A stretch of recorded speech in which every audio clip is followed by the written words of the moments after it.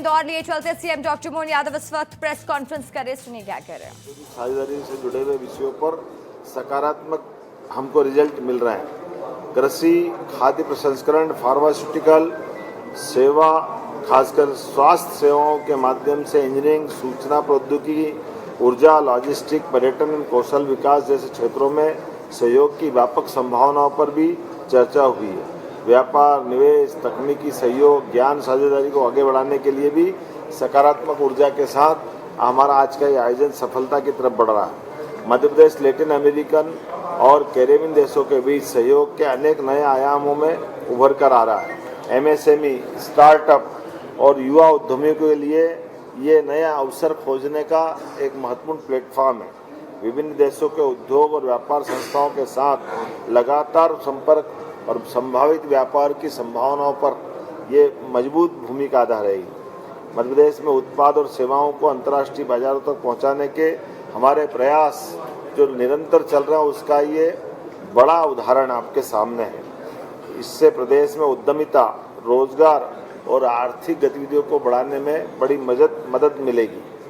आगामी कार्य योजना हमारे लिए खास करके लैटिन अमेरिका, कैरेबियन देशों के साथ व्यापार और निवेश के सहयोग को संस्थागत रूप में मजबूत करने के लिए हम प्रयास कर रहे हैं। उद्योग निर्यातकों, उद्यमियों को अंतर्राष्ट्रीय स्तर पर जोड़ने के लिए भी इनके अवसरों की पहल हम प्रारंभ कर रहे हैं। मैं उम्मीद कर रहा हूं कि आज का ये पूरा आयोजन खास करके एक लैटिन अमेरिका देश और भारत के बीच कैरेबियन देशों के साथ आर्थिक रूप से एक नई ताकत बनाएगा।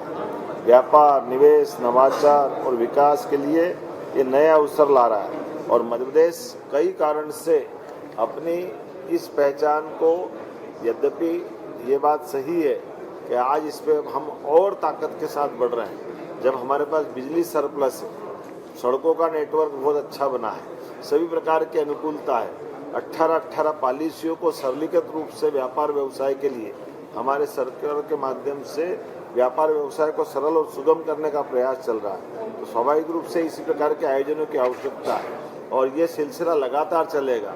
माँ अहिल्या की नगरी में इस आयोजन से हमारी सरकार के लिए भी, समाज के लिए भी और देश और प्रदेश के लिए भी एक अच्छी अनुकूलता प्रारंभ हुई और ये हमारे उद्यमियों का आत्मविश्वास भी बढ़ाता है। मध्य प्रदेश सच में और आगे बढ़ रहा है। ऐसे में कुछ समय बाद फिर आपसे कुछ दिनों बाद हमारे बीच ब्रिक्स कृषि मंत्रियों का सम्मेलन भी इंदौर में ही यहाँ पर 9 से 11 और ब्रिक्स कृषि मंत्रियों का सम्मेलन 12-13 जून को होने वाला है, जिसके आधार पर हमारे अपने राज्य के लिए खासकर जब कृषि का अलग अनुकूलता वाला प्रदेश में माहौल है और संयोग ऐसा है कि कृषि मंत्री भी भारत सरकार के मध्य प्रदेश के भी हैं और कृषि कल्याण वर्ष मध्य प्रदेश मना रहा है। ऐसे में ये भविष्य की दृष्टि से होने वाला आयोजन भी मध्य प्रदेश के विकास के साथ माननीय प्रधानमंत्री के उस सपने को साकार करने की दिशा में बढ़ेगा, जिसके आधार पर ब्रिक्स के इस प्रकार के आयोजन प्रधानमंत्री के माध्यम से देश भर में हो रहे हैं। मैं अपनी ओर से उस ब्रिक्स के भावी आयोजन के लिए भी प्रशासन के साथ भविष्य में अच्छे से अच्छा आयोजन और उसके प्रबंधन के निर्देश भी दे के जा रहा हूँ। सर, 15 राज्यों के साथ आपने बैठक की है, किस सेक्टर पे ज्यादा उनका फोकस रहा? निवेश की बात किस सबसे ज्यादा फोकस सेक्टर हो रही है? आज की दौर में फार्मास्यूटिकल बड़ा हवे पीथमपुर, इसी के साथ साथ हर क्षेत्र में अब तो माइनिंग का सेक्टर हो, एग्रीकल्चर का सेक्टर हो, हर सेक्टर में बहुत अच्छी संभावना है और हमारे अपने राज्य के लिए ये जो लगातार निवेश संवर्धन के जो हम काम कर रहे हैं उसमें मील का पत्थर होगा। लैटिन अमेरिका के देश जो हैं वो कितना टैरिफ जो बढ़ रहा है उसमें कितना सहयोग कर सकते हैं? जिस तरह से मध्य प्रदेश ने लैटिन अमेरिका के देशों की तरफ देखना शुरू किया है, कितनी संभावनाएं आपको लगती है? देखिए, आज के दौर में हम पृथक रूप से जब आगे बढ़ रहे हैं तो माननीय प्रधानमंत्री के माध्यम से लगभग हमारा अपना जो बैक रिकॉर्ड है तो उसको और बेस्ट करने के लिए आगे बढ़ रहे हैं। वैश्विक कठिनाइयाँ तो अपनी जगह रहेगी, लेकिन मुक्त व्यापार के लिए साहस के साथ बढ़ने का समय है और हमें भरोसा है कि हम अपने युवा मित्रों के बलबूते पर नव उद्यमियों को ये बहुत बड़ा आधार दे रहे हैं। क्या सरकार मध्य प्रदेश के जो जितने भी प्रोडक्ट्स ये लाइट जल रही, पता नहीं चल रहा आवाज कहाँ से आ रही है। मैं यहाँ से बात कर रही हूँ सर, मेरा नाम मीनाक्षी है। मैं आपसे ये जानना चाहती हूँ कि मध्य प्रदेश के जो प्रोडक्ट्स हैं उनका निर्यात एलएसी मार्केट में बढ़ावा देने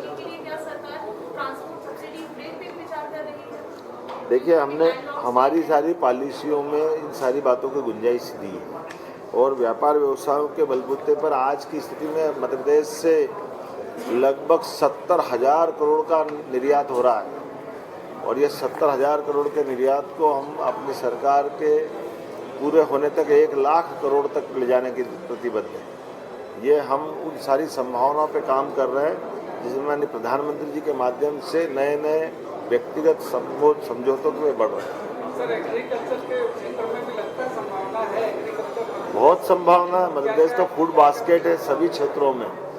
आप हर क्षेत्र में मध्य प्रदेश में श्री अन्न से लगा करके सभी प्रकार की दलहन तिलहन में तो हम अपनी अग्रणी भूमिका निभा ही रहे हैं। सबसे ज़्यादा दलहन और तिलहन में मध्य प्रदेश नंबर 1 पे है। गेहूँ खरीदी में भी हम देश भर में किसानों की संख्या में प्रथम पे हैं और गेहूँ उत्पादन में भी हम आगे हैं, लेकिन गेहूँ की दृष्टि से भी और हर प्रकार के उत्पादन में आगे बढ़ रहे हैं। बहुत हो गया, बहुत धन्यवाद।